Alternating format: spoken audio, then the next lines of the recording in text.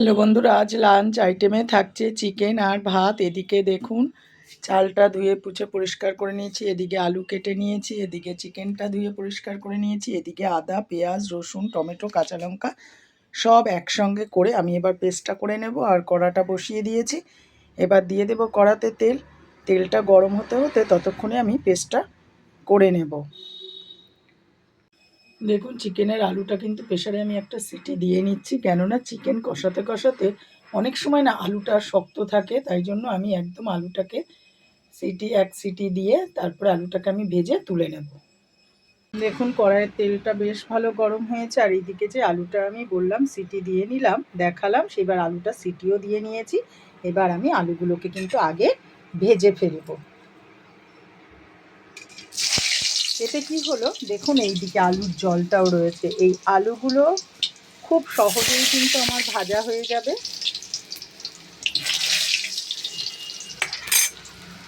আলুগুলোকে ভেজে আমি তুলে ফেলব। আমি দিয়ে দেবো একটুখানি নুন আর একটু হলুদ। আলুটাকে ভেজে তুলে ফেললাম, ভেজে আমি আলুটাকে তুলে ফেলবো। দেখুন আলুগুলো কত সুন্দরভাবে ভাজা হয়ে গেছে, আর দেখুন পুরো সব গোটা গোটা রয়েছে, একটা আলুও কিন্তু ভেঙে যায়নি।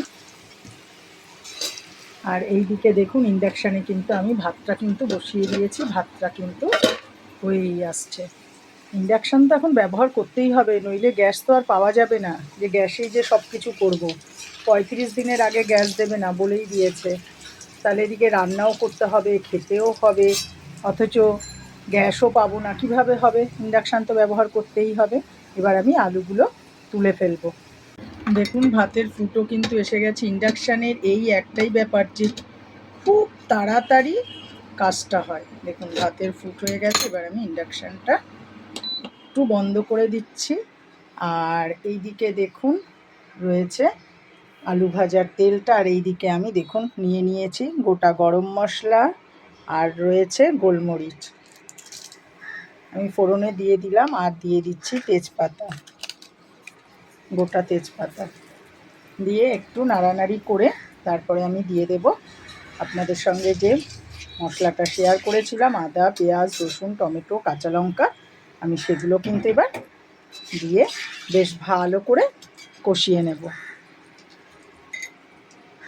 এই যে দেখুন পেস্টটা করে নিয়েছিলাম, এবার আমি পেস্টটা দিয়ে দিচ্ছি।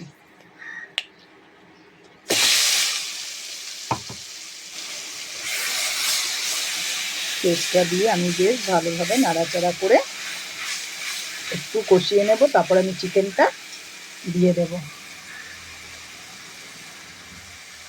আর আলুগুলো দেখুন কত সুন্দরভাবে ভাজা হয়েছে।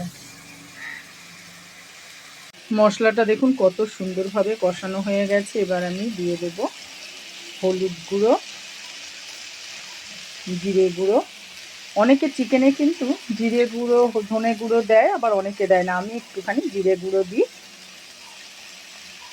ধনে গুঁড়ো থাকলে ধনে গুঁড়ো দিই। আর সত্যি কথা আমার কাছে ধনে গুঁড়োটা নেই, তাই আমি দিলাম না, আমি সামান্য একটু জিরে গুঁড়োই দিয়ে দিলাম। আবারও আমি একটুখানি বেশ ভালো করে নাড়াচাড়া করে এইবার কিন্তু মশলাটা দেখুন খুব সুন্দরভাবে আমার কষানো হয়েছে। এইবার আমি দিয়ে দেবো চিকেনগুলো। চিকেনগুলো তো আমি ধুয়ে পুছে পরিষ্কার করেই রেখেছি, এইবার আমি চিকেনগুলোকে এক এক করে দিয়ে দেবো। আর এই চিকেনগুলো দিয়ে তারপরে কিন্তু আমি সামান্য একটু জল দেব, জল দিয়ে আমি কিন্তু ঢেকে দেবো। কেননা এই ঢেকে ঢেকে চিকেন রান্না করলে তার টেস্টই হয় একরকম। চিকেনের গা থেকে তো একটা জল বেরোবে, আবার নুনও দিয়ে দিয়েছি, তাই ঢেকে দিলে ওর গা থেকে যে জলটা বেরোবে। আর আমি সামান্য মিক্সি ধোয়া বাটি থেকে একটু জল দিয়ে দেব, জল দিয়ে ওকে ঢেকে দেব। দেখুন এই যে মিক্সি ধোয়া বাটির জলটা কিন্তু এবার আমি অল্প করে দিয়ে দিলাম, দিয়ে এবার একটু নাড়াচাড়া করে আমি কিন্তু ওকে ঢেকে দেবো। তাহলে ও খুব সুন্দরভাবে মশলাটা ওর গায়ের মধ্যে ঢুকবে।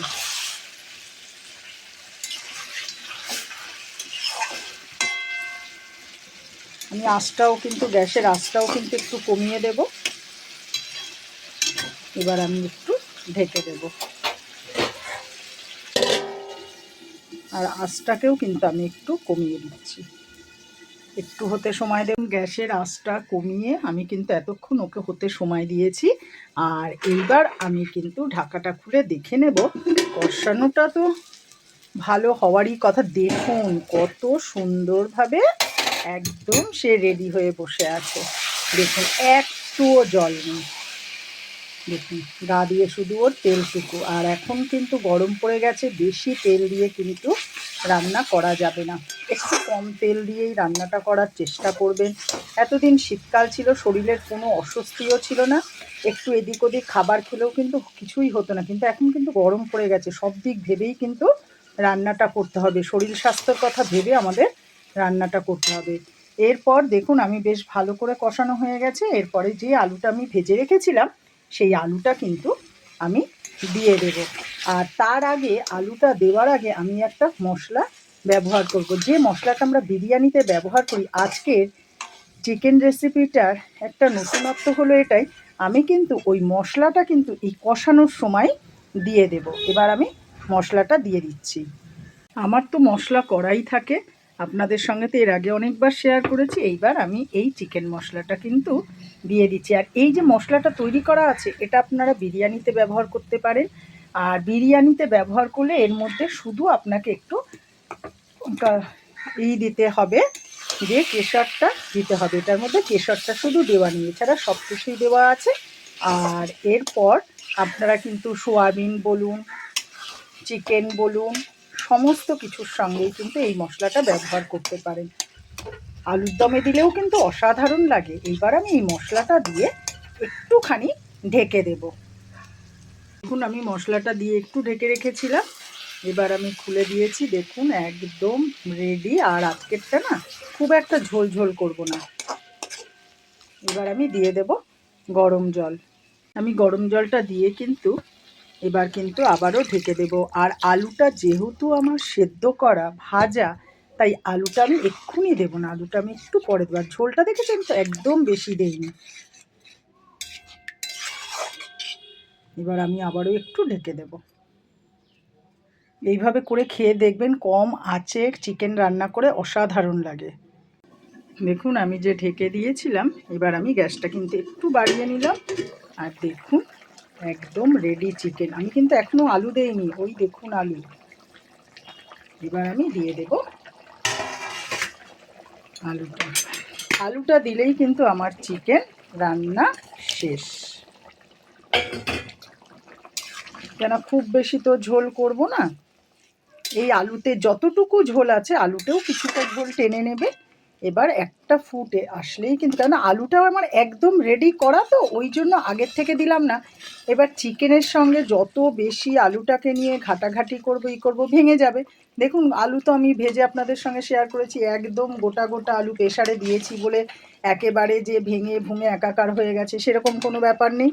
আর মশলা যা দেওয়ার আমি সব কষানোর সময় দিয়ে দিয়েছি। দেখুন চিকেন একদম রেডি হয়ে গেল। এভাবে আপনারা অতি অবশ্যই একবার করে খাবেন, দেখবেন অসাধারণ লাগে। হয়তো সময়টা একটু বেশি লাগে, তার কারণ হলো যে গ্যাসটা কমিয়ে কমিয়ে করতে হয় তো তাই। আর এই প্রসেসে আপনারা যদি বিরিয়ানি চিকেনটাও তৈরি করেন না, দেখবেন অসাধারণ। আর এই যে যে ঝোলটা আমি পরে দিলাম বিরিয়ানি করার সময়, আপনারা আর এই জলটুকু দেবেন না, একদম কষানোতেই বিরিয়ানি রেডি।